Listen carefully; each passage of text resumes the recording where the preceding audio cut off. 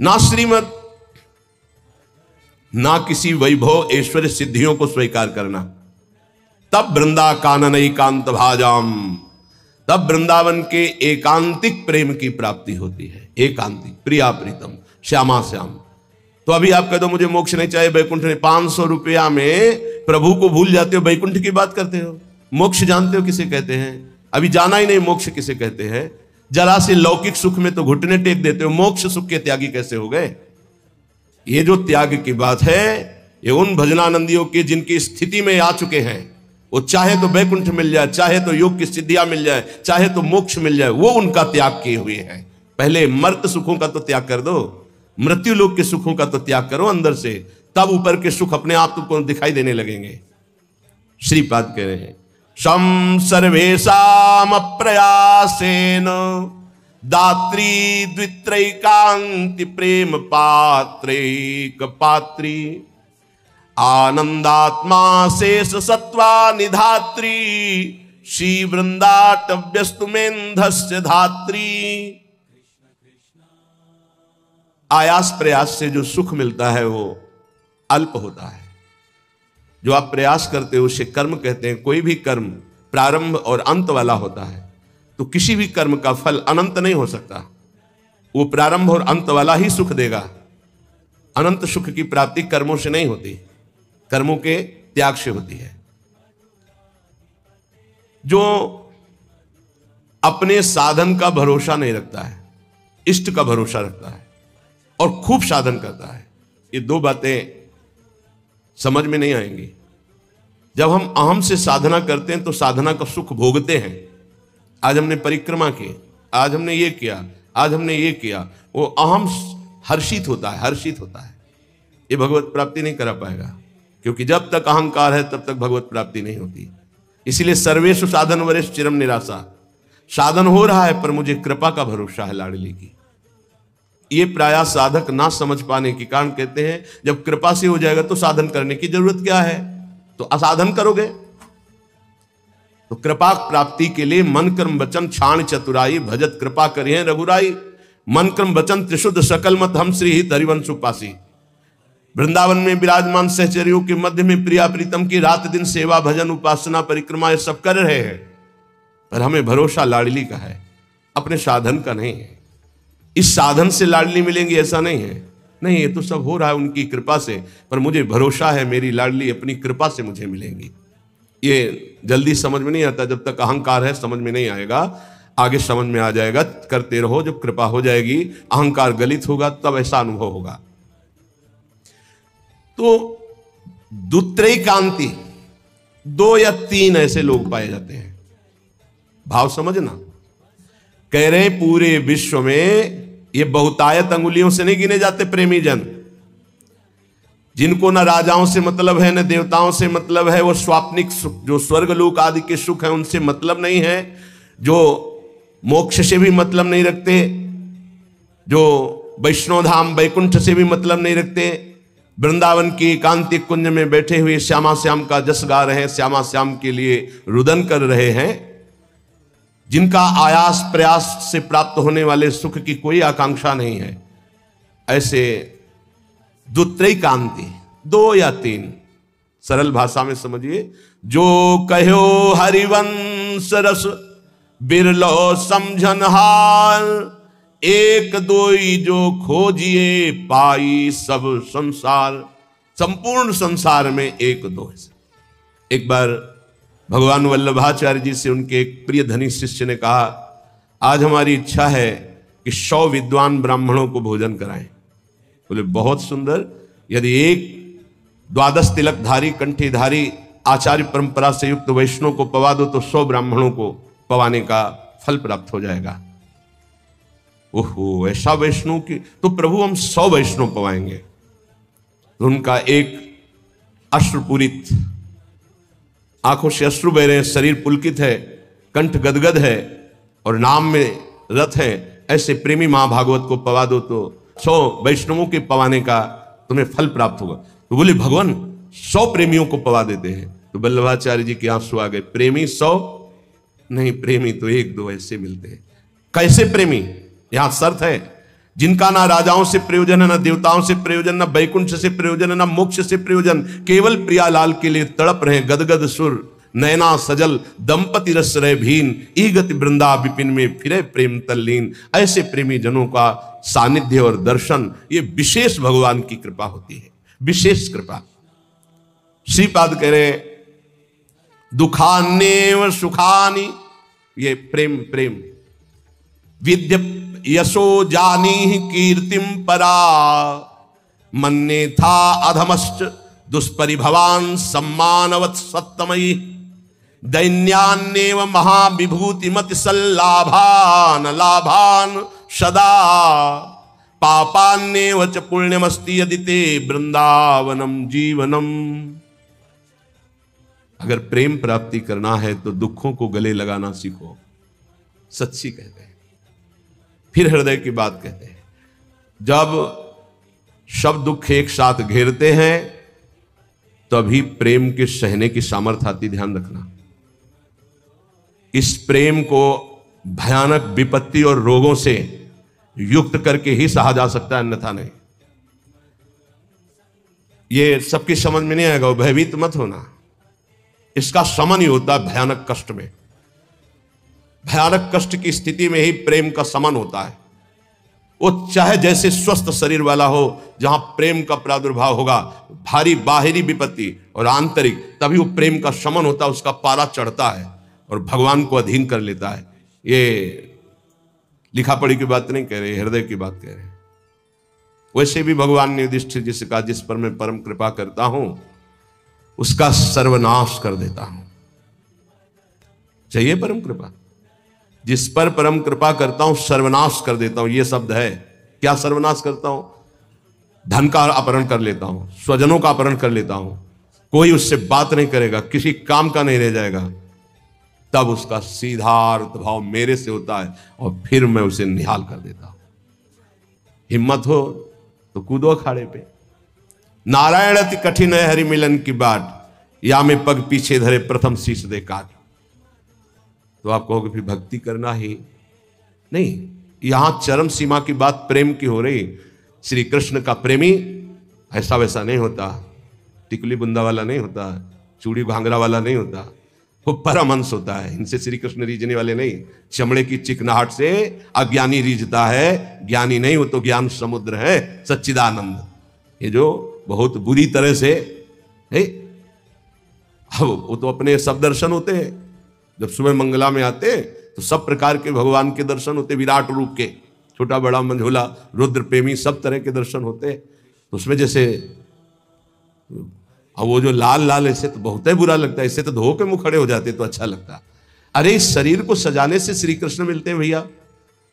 बढ़िया रज यमुना किनारे के मुंह में लगा के आते तो दर्शन मात्र से हृदय शीतल हो जाता, निष्पाप हो जाते हैं ऐसे दर्शन से। जैसे कुछ साधक ऐसे करके ऐसे दर्शन मात्र से निष्पाप हो जाओ, क्योंकि वो रज लगी जो शिव शनकादि की याचना करते हैं। कुछ ऐसे उपासक जिनको कहते हैं कि रज लगाइए मस्तक पर भरकर, तो उनको बेइज्जती लगती है। वो इसे पतला और गोरा चिकना शरीर रख लो, इसको रखे रहना, इसकी दुर्दशा होगी। अभी नहीं मान रहे हो ना? नहीं, बाल तो नहीं मुड़वा सकते, बाल नहीं, एक भी शरीर का कोई अंश तुम्हारा ठीक नहीं बचेगा, आग लगा दी जाएगी इस शरीर में जितना दुलार करते हो। मान ले अभी मान लो तो जान जाओगे तो पा जाओगे, फिर कुछ पाना बाकी नहीं रहेगा। मान लो इस चमड़ी और दमड़ी से जिसने अपनी प्रीति हटा दी वही प्रिया प्रीतम से प्रीति कर पाता है।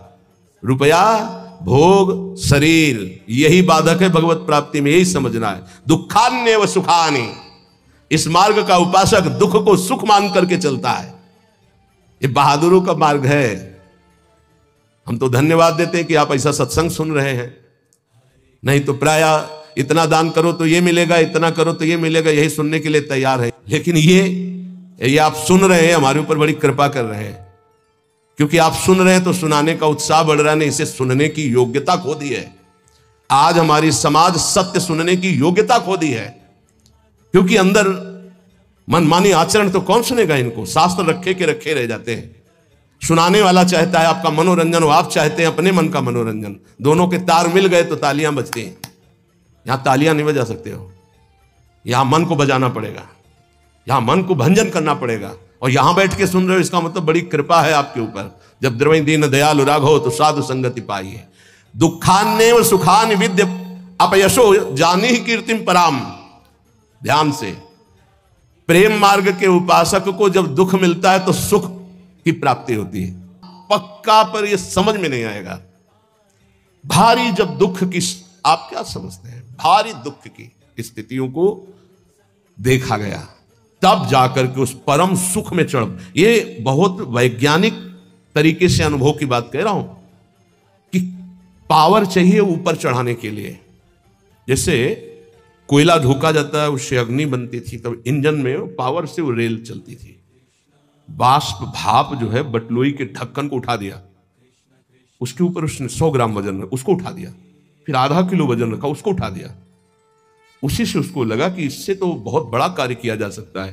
तो ये कक्षा 4-5 की कक्षा में पढ़ाया गया था कि वो इंजन का निर्माण किया, कोयले की इंजन, उसी से रेल बनी। उसका हमें नाम स्मरण नहीं है, जेम्स वाट, हाँ ऐसे कुछ नाम। ऐसे ही आप बिल्कुल बिल्कुल ऐसे ही समझिएगा, जब साधक के जीवन में दुख की भारी चारों तरफ, तो उसकी अध्यात्म शक्ति जागृत होती है, हर भरोसा टूट जाता है, एक भरोसा केवल श्री भगवान का, तो वो पावर से उसके मन की गति परमात्माकार हो जाती है। इसीलिए कुंती जी बहुत सोच समझ के कह रही, मुझे पग पग पर दुख चाहिए, क्योंकि दुख में तुम्हारे सानिध्य का अनुभव होता है। ये हम कृपा मनाते हैं, भगवान की कृपा मनाते हैं कि इसने वो बाजी जितवा दी जो कभी साधना में नहीं जीत सकते थे, कभी नहीं, कभी नहीं। ये खुद निज अनुभव ये कहूं खगेशा, वो भगवान ने जिता दी।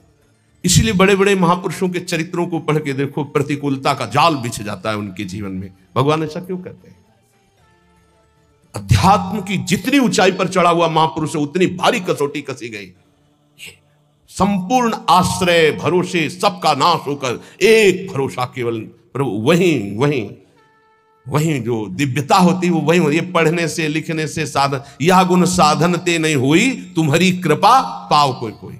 यदि तुम्हारे जीवन में विपत्ति दुख और संकट घिर जाए तो भगवान को कोसना नहीं, इसलिए बता रहे ये वो स्थिति प्रदान करने के लिए है जो तुम कभी किसी साधना से नहीं प्राप्त कर सकते। दुखान्य और सुखानी, जब दुख आए तो जान लेना कि सच्चे सुख की प्राप्ति का अवसर आ गया है। एक श्रीमद् भागवत में प्रसंग है तितिक्षु ब्राह्मण का।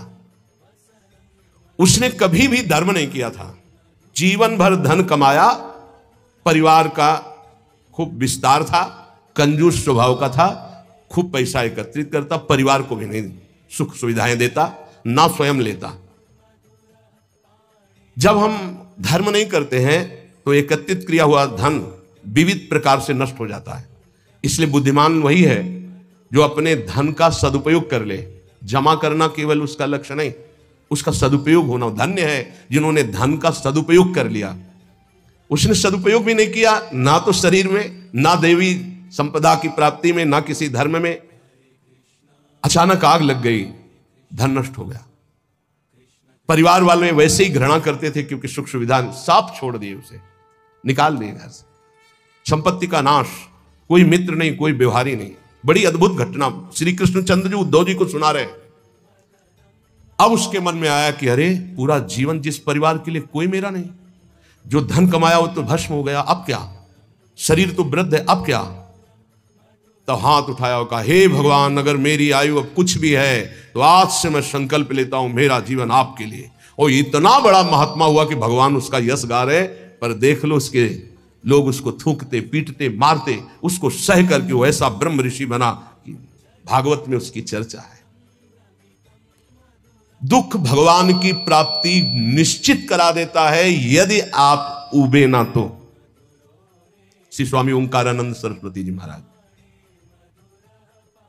कह रहे थे, मेरे अंदर कोई भजन की कभी वृत्ति नहीं थी। मैं एक कपड़े का व्यापारी, नई अवस्था, आसपास कपड़े की दुकान थी, मेरी दुकान ज्यादा चलती थी। उन लोगों ने हमसे द्वेष कर लिया और रास्ते में घेर करके हमें बहुत मारा, जूतों से, थप्पड़ से, खून खच्चर कर दिया। जब मैं घर गया कपड़े भींजे हुए खून से, परिवार वाले बहुत रोए कि ऐसा। मैं कुछ किसी से नहीं बोला, सह गया। पर उन लोगों में एक था बहुत ही दुष्ट, उसने 2-3 दिन बाद फिर अकेले मुझे मारा। तब मेरे दिमाग में आया कि कब तक पिटता रहूंगा, अब इसको मैं मारूंगा। तो व्यापारी था ही, मैंने करोली खरीदी, उन्हीं के बिल्कुल यथावत शब्द, करोली खरीदी, और रास्ते में जहां मुझे पीटा था वहीं खड़ा हो गया। अब वो तो पीटने वाले थे, उनको डर तो था नहीं, उनको पता नहीं था कि मैं किस भाव में खड़ा हूं। जे भी हुआ है मैं दौड़ पड़ा, मार करोली, उनको मार डाला, उसको मार डाला, और मार करके मैं कोतवाली पहुंचा और वहां आत्मसमर्पण कर दिया, बिना किसी गवाही के। मेरी ही गवाही में मुझे तन्हाई की सजा दी गई, जब तक न्याय ना होगा तब तक तन्हाई की सजा। और उसमें था कि आसपास कीलें लगी थी, बस केवल खड़े हो सकते हो, बैठ सकते हो, ना इधर ना इधर, बिल्कुल सीधा। जब वहां पहुंचा तब सोचा कि अरे ब्राह्मण के घर जन्म मिला और ये जीवन ऐसे कटेगा, ये तो भारी पाप हो गया हमसे। बस हाथ उठाया उसी तन्हाई में और कहा, एक बार मुझे अवसर दिया जाए, हे परमात्मा, हे परमेश्वर, मैं आजीवन आपका भजन करूंगा। ब्याह हुआ नहीं था, अब निकलने का कोई साधन नहीं। कुछ दिन तन्हाई के बाद जब बाहर उनको बैठाला गया तो उन्होंने संकल्प किया, न पानी पीऊंगा, न भोजन पीऊंगा, प्राण त्याग दूंगा। अगर जीवित रहा और मुझे मुक्त अवस्था मिल गई तो मैं आजीवन संन्यास लेकर भगवान का भजन करूंगा। ऑफिसर आते, डंडे से मारते, थप्पड़ मारते, लातों से मारते, पर ना मैं बोलता, ना मैं पानी पीता, ना भोजन करता। दृढ़ संकल्प। अब ये चर्चा का विषय बन गया, तो बोले बड़े अधिकारी कोई थे, वो आए और कहा हम एकांत में इससे बात करेंगे। तो हमसे कहा कि बोलो, क्या बात है, क्या तुम निर्दोष हो, तुम्हें फंसाया गया है, तुम स्पष्ट बता दो, मैं तुम्हें वचन देता हूं कि मैं तुम्हारा सहयोग करूंगा। मुझे लगा कि भगवान मेरा सहयोग करने आए। मैंने आंख उठाई और कहा, श्रीमान, आप जो भी हैं मुझे पता नहीं, पर मैं आपसे प्रार्थना करता हूं कि अगर मुझे छूट दे दी जाए तो मैं आजीवन संन्यास लेकर भजन करना। बोले पक्का?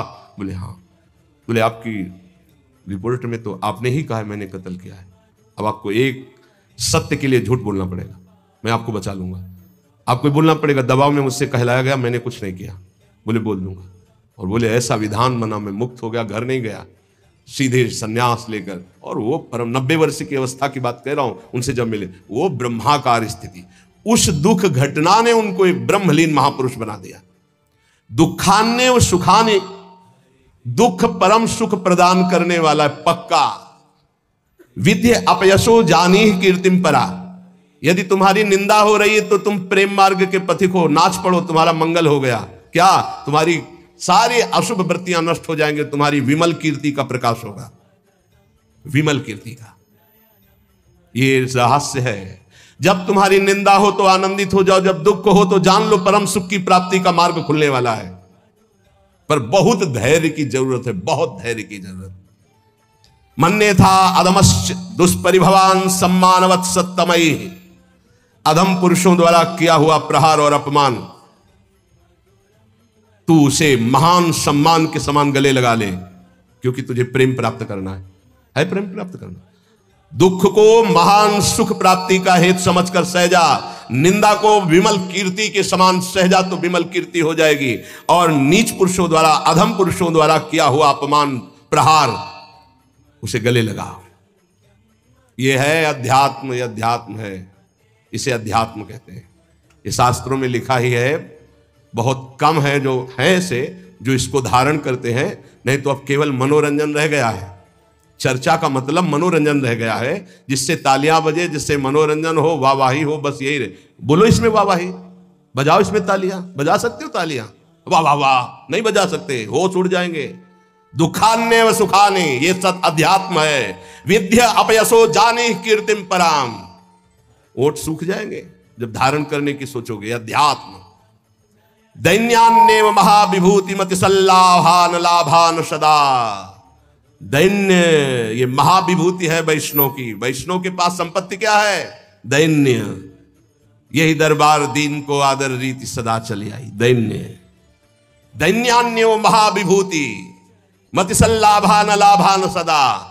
अलाभ को परम लाभ जानकर दैन्य भाव से मान अपमान दुख सुख जो भी परिस्थिति निंदा स्तुति सबको चीरता हुआ जो नाम जप करता हुआ आगे बढ़ता है, तो कह रहे वृंदावनम जीवनम, उसके जीवन में दिव्य वृंदावन का प्रकाश हो जाता है। भक्ति के सारांश में वर्णन करते हैं 64 अंग हैं। यदि ये 64 अंग भक्ति के संपूर्णतया हृदय में प्रकाशित हो जाए तो प्रेम अपने आप जागृत हो जाएगा। पहले एक उपासक ने प्रश्न किया कि हम कभी ये जपते हैं, कभी ये जपते हैं, कभी इनकी सेवा करते हैं, कभी इनकी सेवा करते हैं, बड़ा मन चंचल और दुविधा में फंसा रहता है, क्या करूं? तो यहां पहला भक्ति का लक्षण है श्री गुरु चरणों का आश्रय लेना। श्री गुरु चरण पादाश्रया। जब हम गुरुदेव के चरणों का आश्रय ले लेते हैं तो ये प्रश्न ही नहीं बनता जो वो प्रश्न कर रहे थे। ये प्रश्न उन्हीं का बनता है जो मनमुखी चाल चल रहे हैं। गुरुमुखी में ये प्रश्न नहीं। बोलो जितने गुरुमुखी हो, तुम्हें प्रश्न है कि मुझे क्या करना क्या नहीं करना? तुम्हें पता होगा मुझे किसकी उपासना करनी हो, कैसे करनी है। अगर इतना पता नहीं तो गुरुमुख नहीं हो, कंठी बंधवा लिए हो, अभी गुरुमुख नहीं हुए तुम। गुरुमुख वही जिसका समाधान हो चुका है। क्या समाधान? मेरे आराध्य देव श्री प्रिया प्रीतम, उनकी उपासना ये पूरा पता है, और उसमें कोई मिलावट की जरूरत नहीं। इसलिए भक्ति के प्रथम अंग का श्री गुरु चरणों का आश्रय, यहां से प्रारंभ ही होती है। असली भक्ति का स्वरूप यहीं से प्रारंभ होता है, गुरु चरण आश्रित। एक बहुत प्रवीण बुद्धि के उन्होंने कहा कि अगर हम अव्यक्त को गुरु बना लेते हैं तो व्यक्त गुरु बनाने की जरूरत क्या है? पकड़ो, अव्यक्त वाणी चल रही, यहां वाणी है अव्यक्त, पकड़ो उसको, पकड़ के दिखाओ। नहीं, आप नहीं पकड़ पाएंगे। तो वही अव्यक्त सत्ता व्यक्त गुरुदेव के रूप में, गुरु साक्षात पर ब्रह्म, और वही उपदेश देने के लिए आती है। अव्यक्त आके तुम्हें डांटेगा नहीं। अगर अव्यक्त गुरु की बात माननी है तो सब लोग शांत होकर अपने हृदय में देखो। जब तुम गलत करना चाहते हो, अव्यक्त गुरुदेव तुम्हें उपदेश देते, मानते हो तुम उनकी बात? देखो ना, अंदर आता गलत है, नहीं करना, मानते हो बात? और व्यक्त गुरुदेव धज्जियां उड़ा देंगे तुम्हारी। अगर जरा भी तुम आश्रय छोड़ के भाग गए तो बात अलग है। जरा भी आश्रय लिए तो तुम्हें सुधरना पड़ेगा, आज नहीं तो कल, कल नहीं तो परसों तुम्हें भगवत प्राप्ति होगी, पक्का होगी, क्योंकि गुरु की नजर पड़ चुकी है। अब तुम्हें विकार परास्त नहीं कर सकते। श्री गुरु चरणों का आश्रय लेना पहला। दूसरा, श्री गुरु चरणारविंद के आश्रित होकर उनसे मंत्र दीक्षा लेकर इष्ट से संबंध का परिचय जानना। गुरुदेव से मंत्र दीक्षा लेकर इष्ट से संबंध का परिचय जानना। आपको पता है आपका क्या संबंध है? पता होगा आपका अपने इष्ट से क्या संबंध है? पता है? भाव संबंध को गुरुदेव जो प्रदान करते हैं वो तो पता ही होगा कि आपका आपके इष्ट से क्या संबंध है, नहीं है? हाँ, ये अंदर का विषय है। अपने इष्ट से क्या संबंध है ये आपको पता होना चाहिए।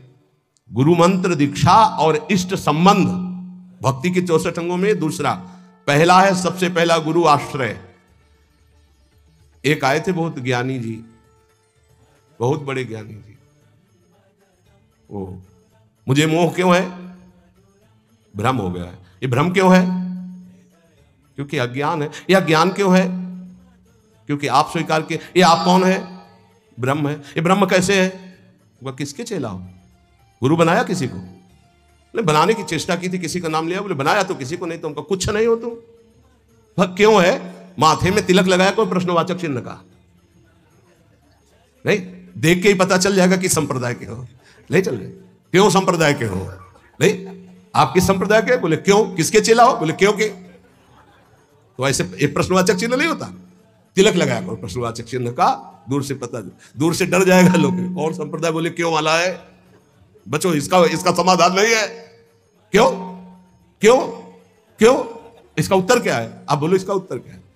तो गुरु पादाश्रया पहला, और दूसरा है गुरु से मंत्र की दीक्षा और इष्ट संबंध। हर उपासक को पता होना चाहिए हमारा इष्ट से क्या संबंध है। तीसरा, विश्वास पूर्वक गुरु चरणों के आश्रित होकर उनकी सेवा करना। गुरु चरणों की सेवा करना, आज्ञा समन सुसाहिब सेवा, गुरु की आज्ञा पे चलना। गुरु सेवा तज करें जबान, यह है अधर्म, यह है सब हानि कान न रस कर मेरा है।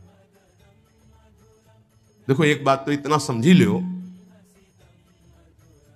कि तुम मानो चाहे न मानो, गुरु जी जो है वो भगवान ही है, दूसरा नहीं है। जितने भी गुरुदेव है सब भगवान है। और जब आप गुरुदेव से कोई भी कपट या छुपाव करोगे तो गुरुदेव के पास एक दृष्टि होती है। जैसे ऐसे देखो ना, तो टेलीविजन में सब नहीं दिखाई देता, जो चैनल लगा वो चल पड़ता है, ऐसे चल पड़ता है, हर चैनल चल पड़ता है, तब हंसी आती है। कितने बच्चे हो तुम, क्या समझते हो तुम गुरु को, मनुष्य मानते हो? नहीं, कभी ऐसा। हम सबसे हाथ जोड़कर प्रार्थना करते हैं, एक घर ऐसा रखो जहां सत्य की व्यवहार वृत्ति हो। गुरुदेव, माफ हो जाएगा, सब माफ हो जाएगा, हमारी बात मान लेना। तुमने ऐसा किया जी, तो तुम्हें दंड भोगना पड़ेगा जी। कोई छुपाव नहीं, कोई कपट नहीं, कोई मत डरो, गुरु से सत्य व्यवहार करो, ये सबसे बड़ी गुरु सेवा है। गुरु ते कपट मित्र ते चोरी, या हो निर्धन या हो कोढ़ी, ये हम संतों की भाषा कह रहे हैं। कुष्ठ रोग से ग्रसित हो जाता है आगे चलकर जो गुरु से छल कपट करता है, ध्यान रखना। निर्धनता, भजनहीनता, ये सब उसके जीवन में आ जाएगी। ये सब 2 मिनट का काम, माया का 2 मिनट का काम है। फूलो मत, भूलो मत, सावधान। जिन्होंने मंत्र दिया है, जिन्होंने अपना जीवन दे दिया है, उनके तुम लाड़िले हो, तुम्हारा अमंगल करेंगे। तुम्हें डरना है इस बात से केवल कि हमसे कोई त्रुटि ना हो जाए। गुरु जी हमें डांटेंगे या फटकारेंगे या मारेंगे तो हमारा जीवन कृतकृत्य हो जाएगा। सच्ची मानिए, अभी मारा ही नहीं पड़ी इसीलिए तुम बहक रहे हो। एक बार माया की मार तो बहुत खा चुके हो तुम, एक बार गुरु की पड़ जाएगी चपत तो जीवन ठीक हो जाएगा, पक्का समझ लो।